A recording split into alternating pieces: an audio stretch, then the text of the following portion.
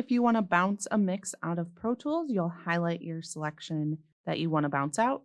It can be the entire mix or it can be specific tracks or clips within it. If necessary, you may want to mute or solo tracks. Go to File, Bounce to, choose Disk, and make sure to select the following settings. Your format, you can leave it as mono if you want it mixed all together or stereo. Entirely if you want certain tracks assigned to that left and right channel. Bit depth 24, sample rate 48. This is assuming that your project is set to all these same settings as well.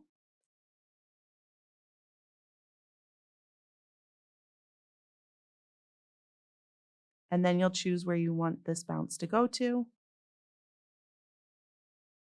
and then choose bounce.